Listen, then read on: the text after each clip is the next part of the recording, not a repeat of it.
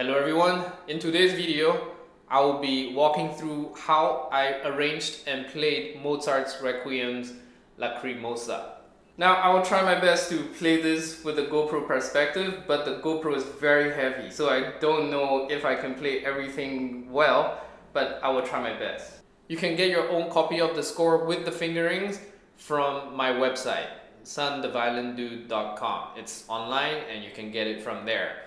So let's go.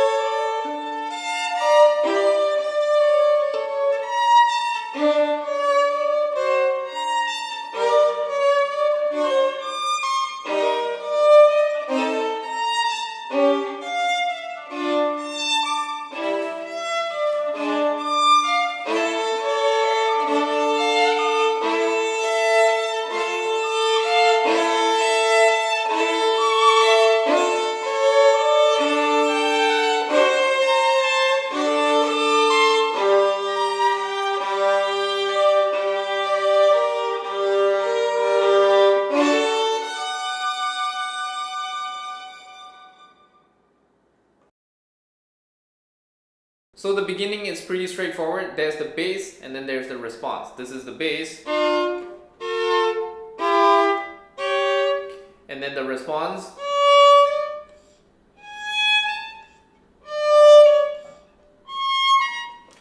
I like to keep the response on one string so that the color of the string stays consistent. But this is not necessary at all. You can do whatever you want, but this is how I play it.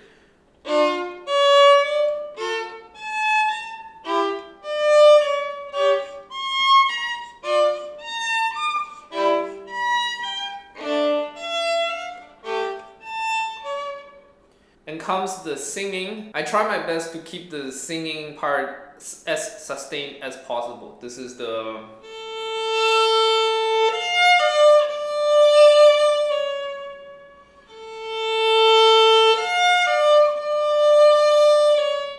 and it's being accompanied by the bass.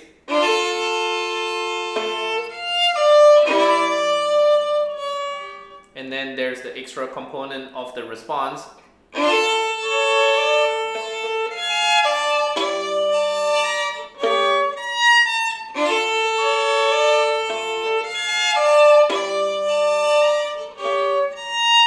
And then continuing.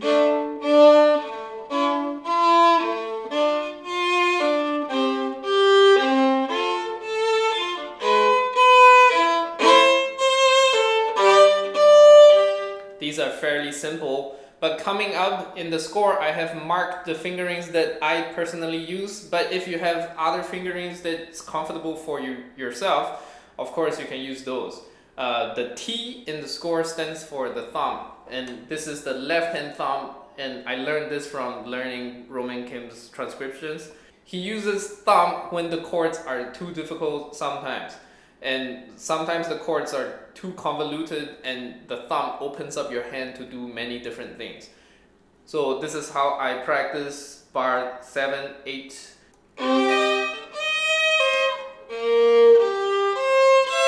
So I put my thumb on B flat.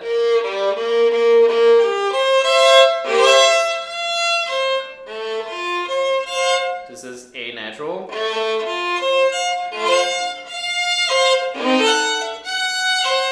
So bar 7 goes like this.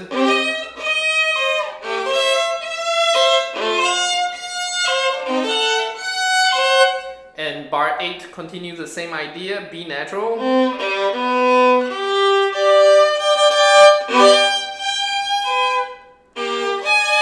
And this is the most uncomfortable one, B flat, G, D, G sharp.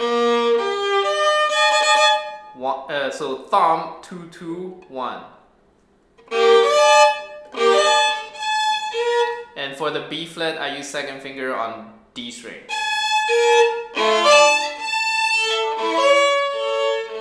This is probably the first place that's very, very difficult. So I'm gonna play 7 and 8 one more time. I hope I can do it. The GoPro is quite heavy on my shoulder. Let's go.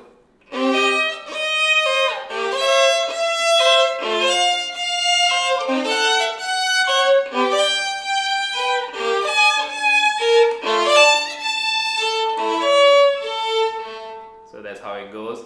And then going on, this is the next part, and the choir becomes softer here.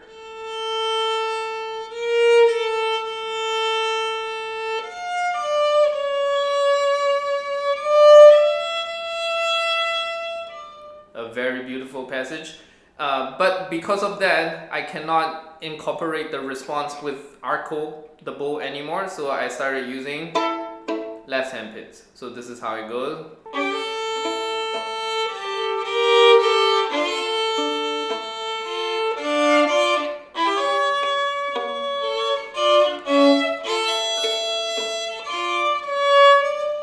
This C sharp E natural is a 10th I play on G string, D string. So the shift is how I play it.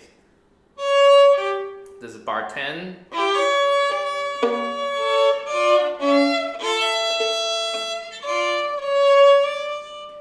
But in bar 11, we are moving on to forte, and this one is very hard to make the voicing work. My solution was just re-emphasize the E flat like this, because it's very strong in the orchestra. This is how I play it. I play on second position and I pitch with second finger open G string. So this is how it goes.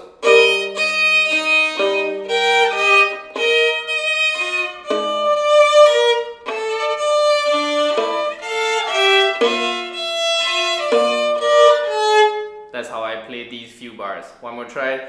The GoPro is kind of blocking my hand, so I cannot go to the frog. But most of the time, I play at the frog. Let me try my best to play it again.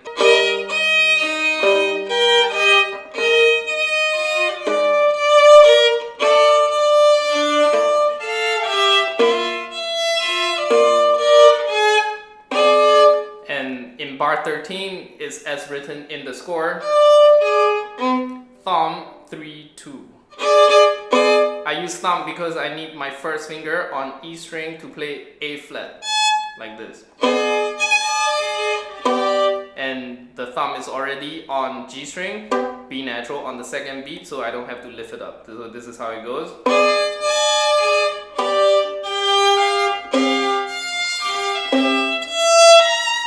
And bar 14, this chord is quite uncomfortable because I use second finger for C sharp, so that I can reach B flat with my second finger, because I want to sustain this E as long as possible. That's how I think about it. So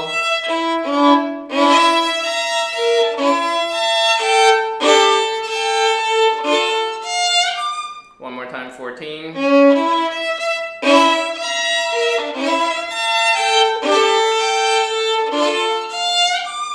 Second page is honestly a lot easier than first page, but there are some gimmick that I did to make the voicing work. I tried my best to keep the top note here sustained.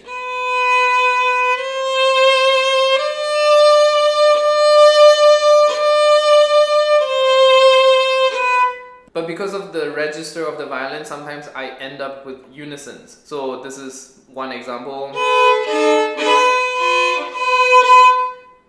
This B natural and first finger B natural is a unison. And I try to keep that consistent so that the arrangement makes sense. So this is how I do it.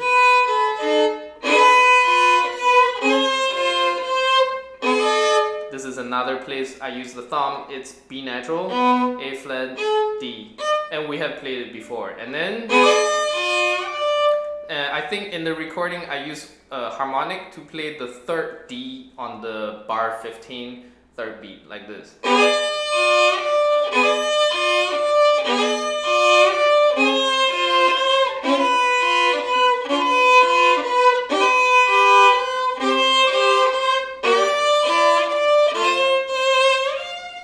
And then bar 18, the F is actually sustained by two different fingers. So this first F is sustained by first finger.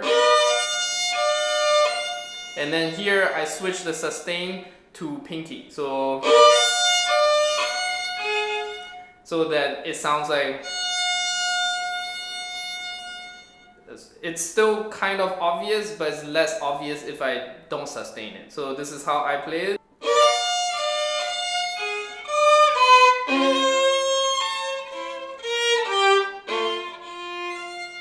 And here in bar 19, this is how I sustain the F. The first F I have to use second finger because I want to play A. I have experimented one time before by playing the thumb with A and then use F like this. But it was too uncomfortable and it actually sounds fine if I just replace the finger like this. Because luckily the response here is the same F. So this is how I play it.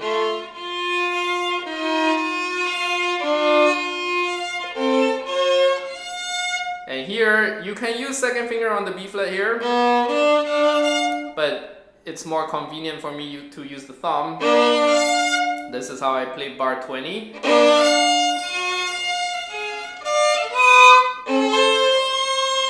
And here I use the thumb to play the C. And I have to let go of the second finger or else I will touch A string. So this is how it goes. I use my ring finger to pluck G string. This is bar 20.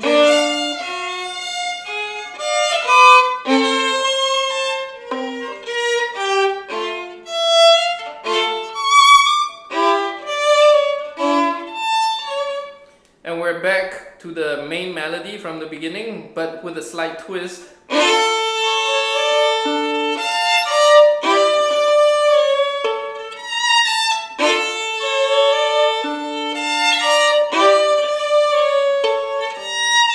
And then the ending is pretty straightforward.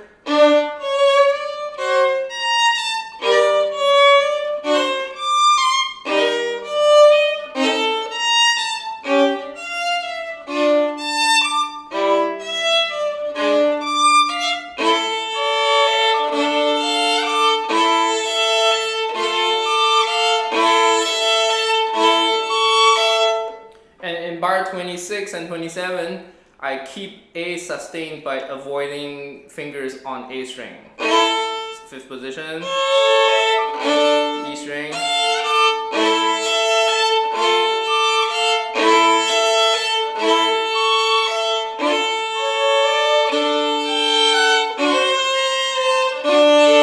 And in bar 28, the last beat, I use pinky 0 0. It's easier fingering. 10th.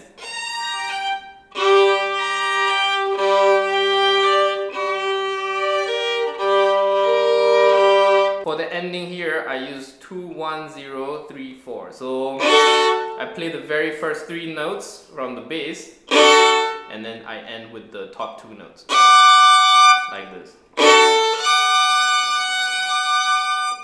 Well, I hope that was helpful. Have fun trying this arrangement. Go get your own copy at sandeviolin.com. All the best. See you next time. Bye.